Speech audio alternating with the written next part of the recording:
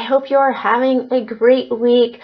You know, a lot of my earlier videos were really motivational about people getting into trading, everything like that. And I wanted to really bring that back. You know, it's not about having time in life, it's about making time in life. And that's a lot about what everybody's trading journey should be. If you guys are just beginning, you know, you have to take the time to go ahead and study, learn the market.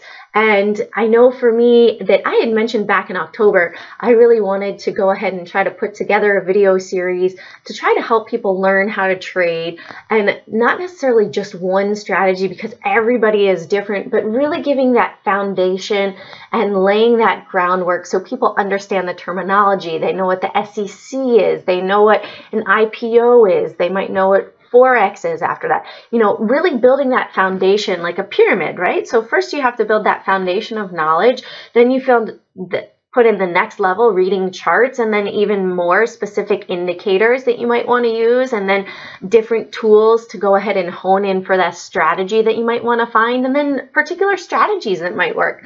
And so, you know, I mentioned it 6 months ago, and I kept thinking, you know, oh, I've got the girls, they're taking up my time. And really, it's just a matter of making that time. No matter what your goal is, no matter what your dream is, you do a little bit every single day. And before you know it, you have arrived at the doorstep of completing your goal and your dream. And it's really important to remember that, you know, anyone that talks about doing something, that's great, but once you put that action behind it, that is when it's really going to happen for you or for somebody else that you know. And it's really about being close to those positive people. Like my husband's amazing. He's a big supporter, and that's what it takes. It takes to have cheerleaders in your life to help motivate you and keep you on track.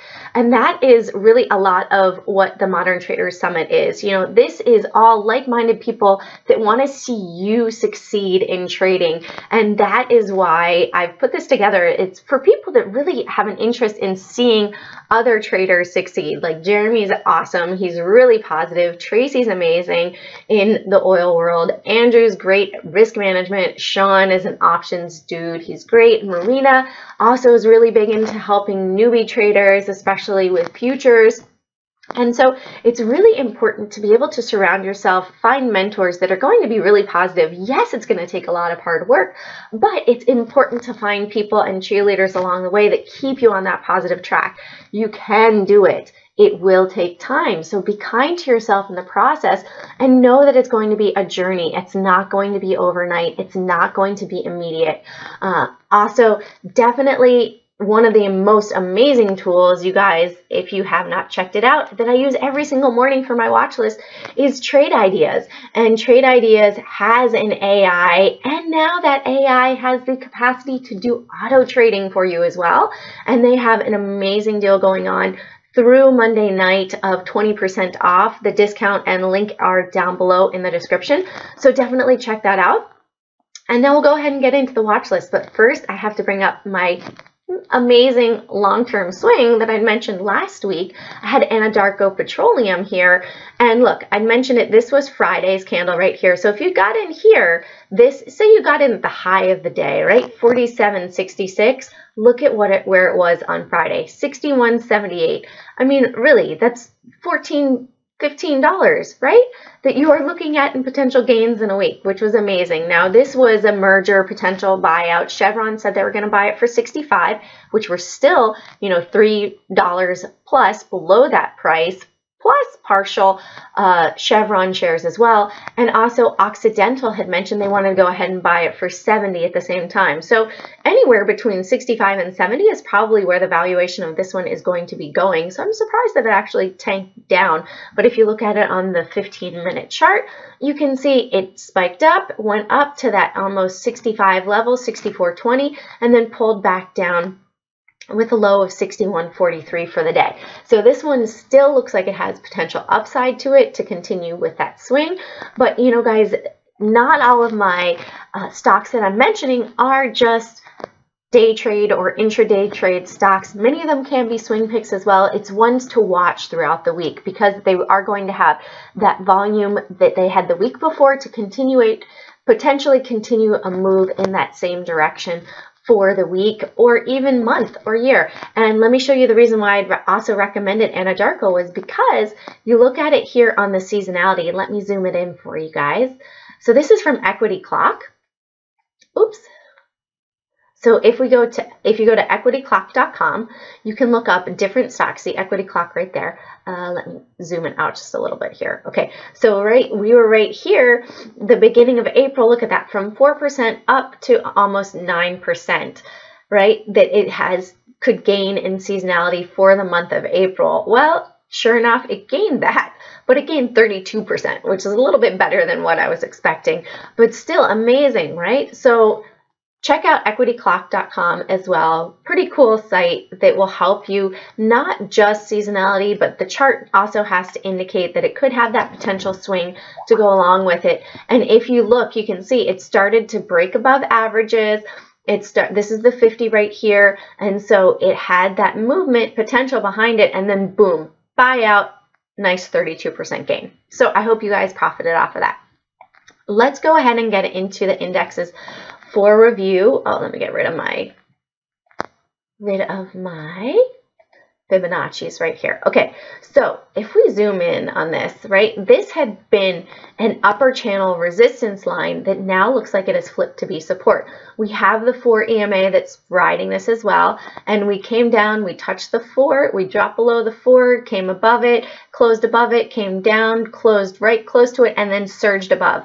So right now, it looks like we have really broken that resistance. You know, we're up over here. So we're right over here, right?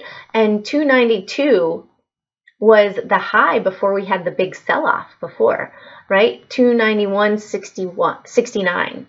So it looks like we could very well go ahead and break above that. You know, I would say look for continuation of this ride up of this trend line and the EMAs, right? So if it breaks below the 8 EMA, be leery that it might come back down and test the bottom of this channel right here. But for the most part, it looks like this channel trend line has changed to be support. So I am feeling more bullish. It looks like we had a nice candle to the upside, but with higher volume, right?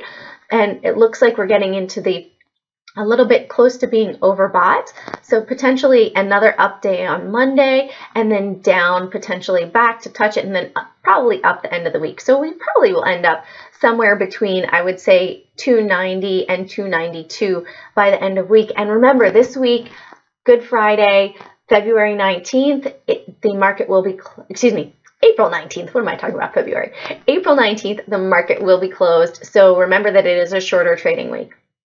When we go in, we look at the Russell. It had broken that downward channel. We are above the 200-day moving average. The 4 EMA crossed above it, the 8 EMA crossed above it, and we're getting up to testing those highs again. We are just in the beginning of earnings season, so keep that in mind. And NASDAQ again, breaking out, had a down day and then surged up on Friday.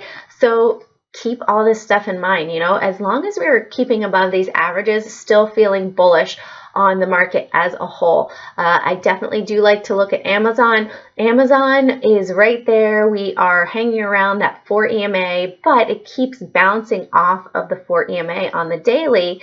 Let's pull it out so you can see it, right? But it has been riding this 4 EMA up, right? So as long as it's holding up here, it really would need to break above 1850 strong, and then the next level up would probably be 1875, and then right on up to 1900. So looking for a break of that 1855, I would say really would be a good strong break for Amazon.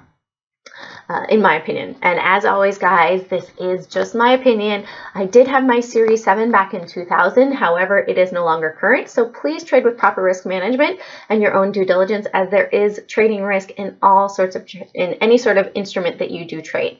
So getting into the potential long list for the week, I say potential because that momentum might change or it might not. Somebody last week had said, oh yeah, UNT, yeah, that's going to go down because, you know, UNT is so high up here that it's going to go down. And I said, well, you know, it has a high short float percentage.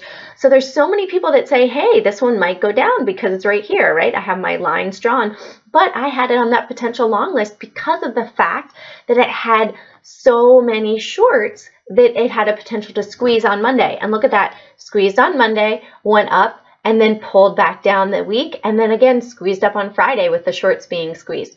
So keep that in mind. Just because you think that it's going to go one direction, the market is going to do what the market's going to do, and the big players in the market that have the bigger money can manipulate it. So they could say, oh yeah, we see that there's a larger short float volume, but we're going to pump it up with our money a little bit more potentially, and we're going to take it up there so we can sell up at the top, and then we're going to bring it back down, and we're going to profit down here at the bottom of this wick, because we know where we want to go ahead and profit, and then we'll flip it around, and then we'll squeeze those shorts again. So just keep that in mind, that just because it looks and you think 100%, that doesn't mean it's necessarily going to do that. So be nimble, right? All right, so first on the potential long list is WDFC. I have this on the long list right here because yes, it had down day after earnings. This is the first day, second day, third day, we had a green day. We are testing the 4 EMA, could potentially pull back down from here, or we could have the gap fill if we do break above this high right here. So if we look at it on the 15-minute chart for Friday, you know, it pulled back down, surged up, pulled back, and then surged up again, and it's holding up above the VWAP. If it does break the resistance of 167.04, or, you know, I would say potential long, we do have on the 15-minute chart, the 200 SMA right there at 167.25, so I would keep that on watch too. 165.30 for potential support. It does have 13.4 million in the float, and it was 58% short float volume on Friday. So keep that one on watch. Next, potential long as well, if it continues, which was an earnings winner up last week, was JPM. They had earnings on Friday, went ahead, surged up, pulled back, surged up. So resistance to break of 111.80 and support to resistance to break for breakout to the upside would be 111.80, which would also be the 52-week, close to the 52-week high, but not right there. And then the support of 110.53. Now, JPM does have 3.2 billion in the float. They had 34% short float volume on Friday. Looking back on the yearly chart, you can see that this is, we might have a move right up here to the top of this candle, which does look like it would be that further resistance of 112.50, and then potentially a pullback down to gap fill down to this 200-day moving average. So if we do break the 110.53, I think we might pull back down to that 200-day moving average before we find a bounce and then continue up potentially, or it could just continue on down to the 50 SMA down here where a lot of the averages are sort of collected. Next on the potential long list, we have Pixie. Pixie, you can see this is on the daily chart, so it's had this massive down move, and it does look like it's in a downward trend, right? But we did have this upward movement on Friday with higher volume. MACD looks like it's crossing up. It looks a bit oversold on the daily, so it might pull back down a little bit more before it continues up. But I would say looking for a resistance break of 1.27, 127, and support of 120. It does have 5.8 million in the float and 49.25% short float volume on Friday. So it does have that spikeability, you know, to continue, and it didn't close quite at the high on Friday, but you can see it does have this gap to fill as well up here to 130. So if it does break that 120 area, you know, it could really go ahead. If it breaks to the upside, it could go ahead and surge to 130, if not more, if more shorts are being squeezed. And it does have that 49.25% short float volume. Next on the long list, Disney. Disney released their streaming capabilities. It's not coming out until November though. So it's amazing for the company, but it's not out just yet. So, you know, Disney, I think people have actually bought on the fact that it's coming, but I think we might see come back down a little bit and then continue to surge back on up. But I would say support of 126.57 and potential breakout of 130.72. It does have 47.11 short float volume from Friday, and it was 1.48 billion in the float. This is an all-time high for the company. So keep that in mind, but you can see that right here we had a prior high of 120.30. So that's $10 to the downside. So that might act as support for it to come back down and bounce off of 120. So keep it on watch because it's likely to be volatile on Monday.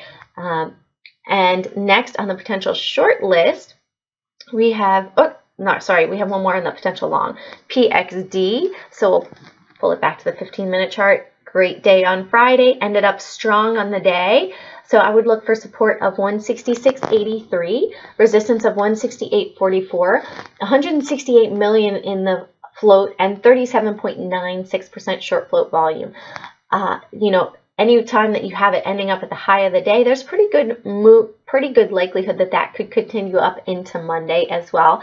And if we look at it on the yearly chart, we're right in the middle of the range. We have broken above many of the averages, and it's broken this support that would flip to be resistance, and it really gapped above it. So it looks like potentially up to 170.53. Next level up to that, almost 175. Looks like it'd be trading fairly consistently off of the $5 increments. So keep that one on watch for potential long. Next on the short list is Wells Fargo. They had earnings and they gapped down on Friday. They didn't gap down, excuse me, they actually had a large range on Friday. They spiked up and then selling action brought it back down with a support to be tested of 46.15 and resistance of 46.69. They do have 4.1 billion in the float, and you can see it did have a little bounce. It found the bottom down here, bounced up, and sort of just oscillated between the two price ranges all day. Next on the potential short list is SBS, which is Brazil Bank, and they have a support of 991, resistance of 1002. This does have 339 million in the float. Massive down day on Friday, a little bounce, found a new resistance right here at 10, and then sold off, and it's right in the middle as well. So keep that on watch for potential short as well. This is not the low of the year. You can see it's right here, pretty much about 2/3 up for the day. Excuse me, up for the year. But look, if we break that level of 1960, we have a gap all the way down here to 1895. So that could be a 70-cent move to the potential downside if that support does get broken. Next on the potential short is Vivo, Meridian Science. This has a support of 1271, low of the day, which is also 52-week low, and resistance of 1281.